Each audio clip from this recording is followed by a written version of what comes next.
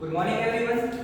आज हम CBSE class 10th की हिस्ट्री का फर्स्ट चैप्टर पढ़ने जा रहे हैं जिसका नाम है the rise of nationalism in Europe. So let's get start. So हमारे चैप्टर की शुरुआत होती है पेंटिंग से।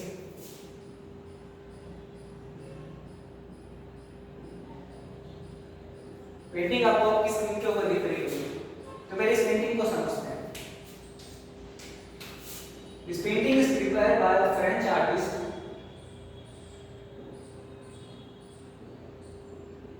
जिसका नाम था फ्रेडरिक सोरियो।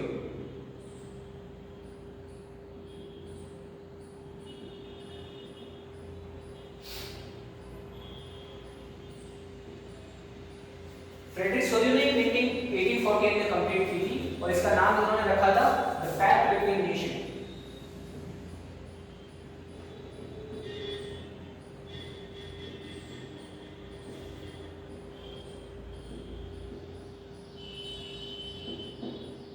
एग्जाम के पॉइंट ऑफ व्यू से इमेज काफी इंपॉर्टेंट है, तो पहले इसको समझते हैं। इस इमेज में आपको क्या दिख रहा है? सो फर्स्ट यहाँ पर हमें अलग अलग देश के लोग मार्च करते हुए स्टैच्यू ऑफ लिबर्टी की तरफ जाते हुए दिख रहे हैं। फिर स्टैच्यू ऑफ लिबर्टी को यहाँ पर एक फीमेल कैटेगरी के रूप में पर्सोनिफाई किया गया है, जिसके एक हाथ में टॉर्च ऑफ एनलाइटमेंट और दूसरे हाथ में चार्टर राइट ऑफ मैन। यहाँ पे नीचे रिमेन्स ऑफ मोनार्क पर है, यानी कि यहाँ पे मोनार्की का अंत हो गया है और सोवरेनिटी मोनार्की से शिफ्ट होकर इलेक्टेड रिप्रेजेंटेटिव के हाथ में चली गई। ऊपर देखें तो यहाँ पे आपको एंजल्स और सेंट्स दिख रहे होंगे जो कि ब्लेसिंग्स दे रहे हैं इन लोगों को। तो चलिए इसको नोट डाउन करते हैं।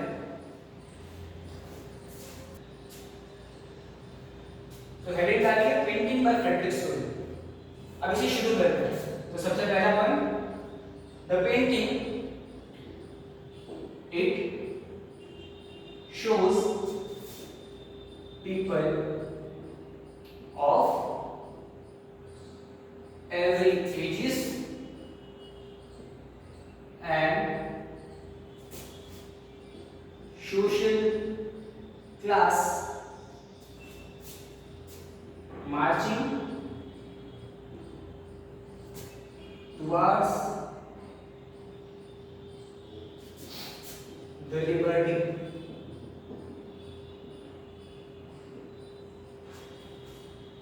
इस पेंटिंग में दिखाया जा रहा है कि जो लोग अलग अलग एजेस और अलग अलग सोशल क्लास से बिलोंग करते हैं वो सब लिबर्टी की तरफ मार्च करते हुए जा रहे हैं। अब यहाँ लिबर्टी क्या है?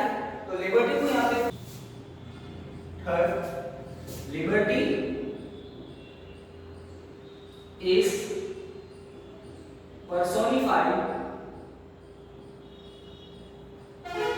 as a female figure। यहाँ पे एक स्टैच्यू के रूप में लिबर्टी को दिखाया गया है। तो यहाँ हमारे पास स्टैच्यू ऑफ लिबर्टी है और इन स्टैच्यू ऑफ लिबर्टी ने क्या रखा है? एक हाथ में है इनके पास torch of enlightenment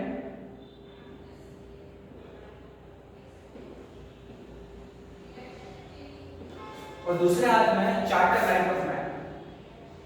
charter rights of man. Okay, so write down the Statue of Liberty bears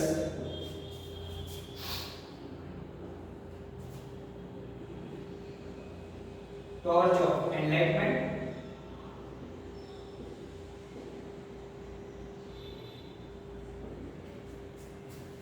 in one hand and the charter rights of man in other। The charter rights of man in other। और साथ ही यहाँ पे ये दिखाया गया है कि जो स्टैच्यू ऑफ लिबर्टी है वहां से आगे यूएसए और स्विट्जरलैंड निकल चुके हैं, यानी इन लोगों ने लिबर्टी को अपना लिया है। और साथ ही एकदम नजदीक में यहां तक फ्रांस आ चुका है,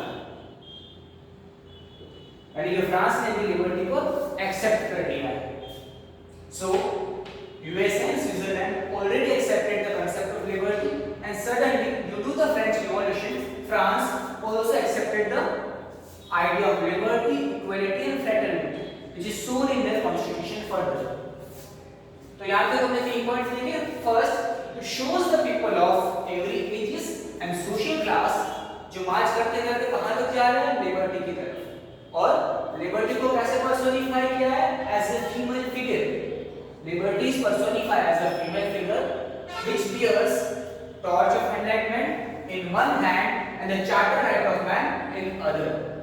And Statue of Liberty के आगे यूएसए स्विट्जरलैंड को दिखाया गया है जिन्होंने लिबर्टी को एक्सेप्ट कर लिया है, और अभी फ्रांस भी आ चुका है जिन्होंने भी लिबर्टी, इक्वालिटी और फ्रेटर्निटी के प्रिंसिपल को अपना लिया है। फिर आगे देखते हैं।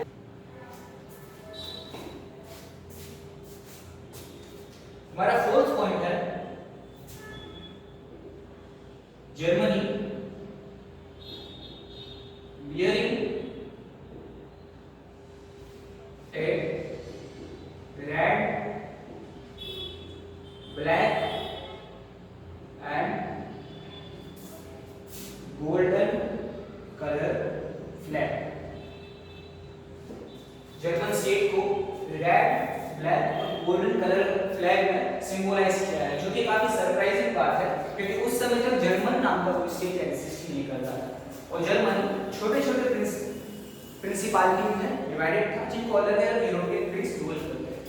आगे चल के ये जर्मन एक सिंगल यूनिफाइड नेशन में फॉर्म हुआ जिसको हम आगे के वीडियो में पढ़ेंगे। और लास्ट है from heaven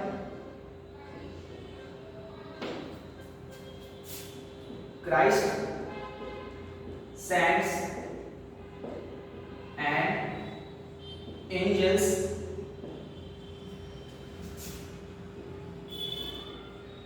blessing the people।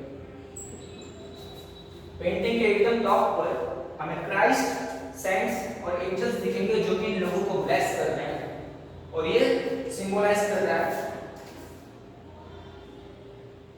this symbolize fraternity। fraternity यानी ब्रदरहुड। सारे यूरोपियन देश भाईचारे के साथ आगे बढ़े। ऐसी ब्लेसिंग्स क्राइस्ट, सेंट्स और एंजल कर रहे हैं। तो यहाँ पर था ये the idea of painting bye Frederick Sorio. I hope ये कॉन्सेप्ट आपको समझ आ गया होगा। ओके स्टूडेंट्स, तो हमारा नेक्स्ट टॉपिक है French revolution and the idea of nationalism. So nationalism का सबसे फर्स्ट क्लियर एक्सप्रेशन देखने को मिलता है हमें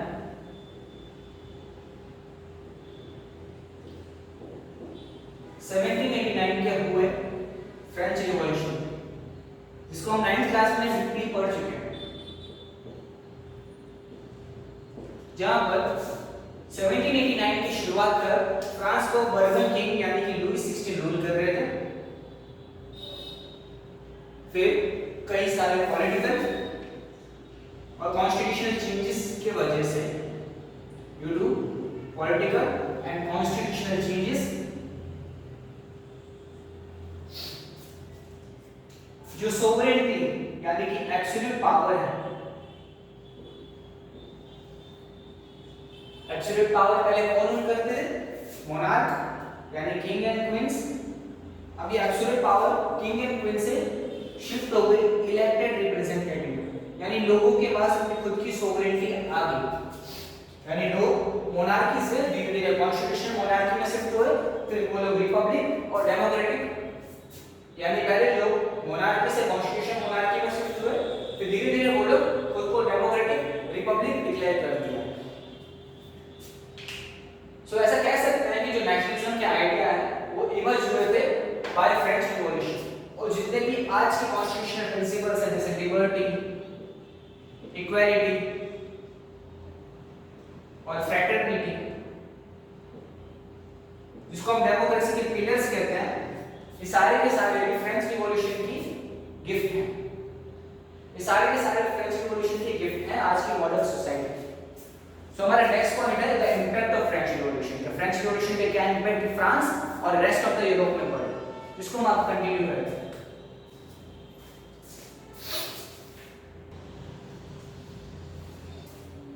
सो हमारा नेक्स्ट टॉपिक है the impacts of French revolution.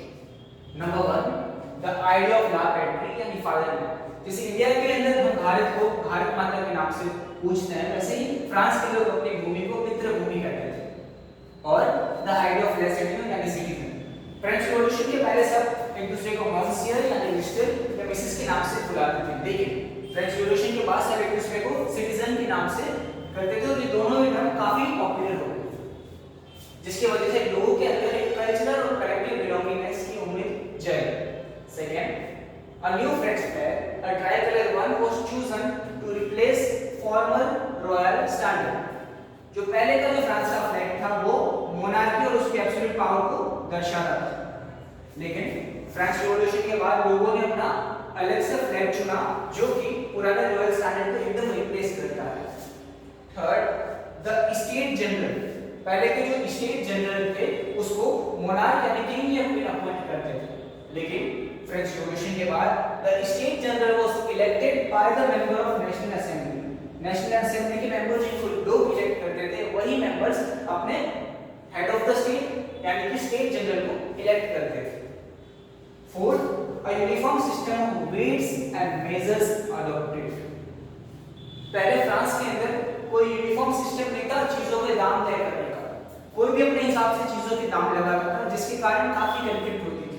France के एक शहर में उसका कोई और प्राइस है, पेरिस में उसका कोई और प्राइस है, जिसकी वजह से मर्चेंट और रहने वालों को भी काफी तकलीफ होती थी।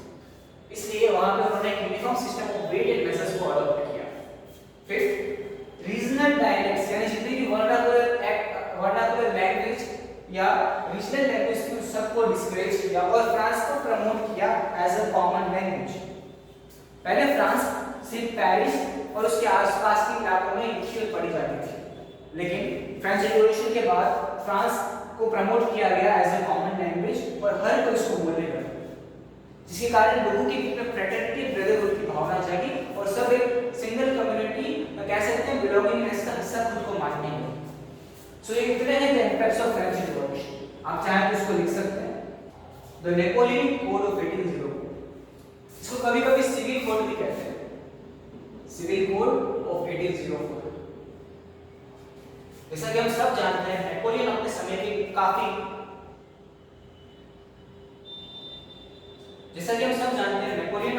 काफी महान राजा थे। सिर्फ 16 साल के अंदर उन्होंने फ्रांस की बॉर्डर को यूरोप के बाकी देशों में फैलाया और फ्रांस को एक सुपर पावर बनाया। अपने शासन के दौरान नेपोलियन ने एक यूनिफॉर्म कोड चलाया जो कि उसकी कॉन्क्वेस्ट टेरिटरी से हर किसी को मानना होता है। अब इसके प्रोविजंस देखते हैं। नेपोलियन कोड के प्रोविजंस ऐसे हैं। So here are the provisions of Napoleonic Code. Number 1, it abolished all the privileges based on birth.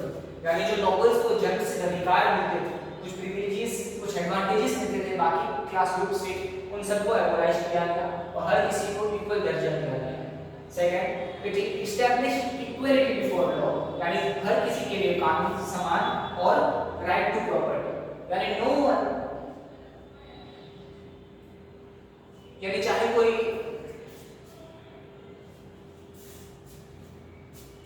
Second, it established equality before law, यानी हर किसी के लिए कानून एक समान था, एंड राइट टू प्रॉपर्टी, यानी कोई भी अपनी मन चाहे प्रॉपर्टी ओन कर सकता था, जो कि इससे पहले करना इम्पॉसिबल।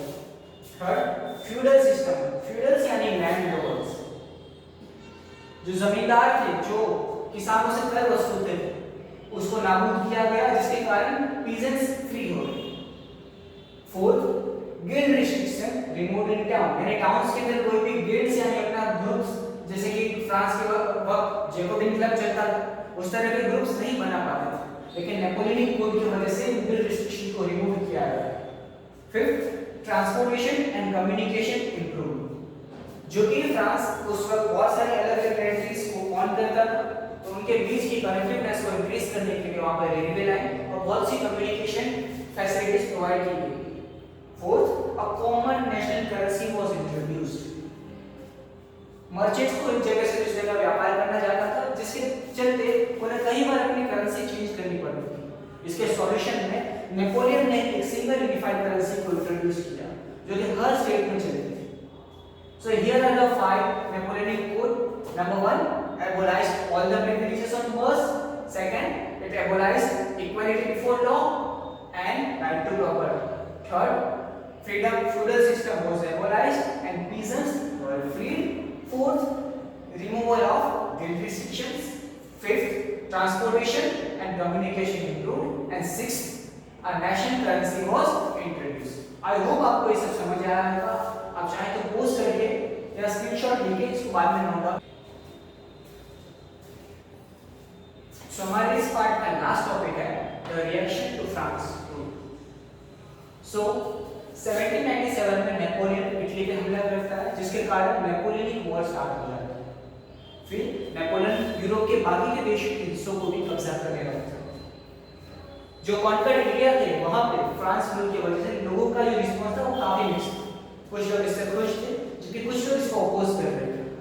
शुरुआत में हॉलैंड, स्विट्जरलैंड और ब्रसेल्स में लोगों ने फ्रांस आर्मी को वेलकम किया as the harbinger of liberty. Harbinger यानी फैलाने वाला, यानी लोगों ने फ्रांस आर्मी को लिबर्टी को फैलाने वाले के नजरिए से देखा और उनको खुशी-खुशी वेलकम किया। लेकिन ये खुशी कुछ देर चली, जो ये एडमिनिस्ट्रेटिव मेजर्स थे वो कहीं ना कहीं लोगों की पॉलिटिकल फ्रीडम को अफेक्ट कर रहे थे। इसकी वजह से ये नेपोलियनिक रूल ज्यादा नहीं चला और 1814 के आगे नेपोलियन अपनी जंग हार जाता है और फ्रांस को ट्रीटी ऑफ वियना साइन करनी पड़ती है, जहां से नेपोलियन रूल या कह सकते हैं फ्रांस का rule rest of the Europe से खत्म हो जाता है। So that's all for today. यहाँ पे आज हमने the impact of French revolution and the idea of nationalism का टॉपिक खत्म किया। नेक्स्ट पार्ट में हम इस चैप्टर को आगे कंटिन्यू करेंगे। आई होप आपको ये वीडियो पसंद आया होगा। डिस्क्रिप्शन बॉक्स में आपको इस वीडियो से रिलेटेड नोट्स मिल जाएंगे, please check it out. Thank you so much.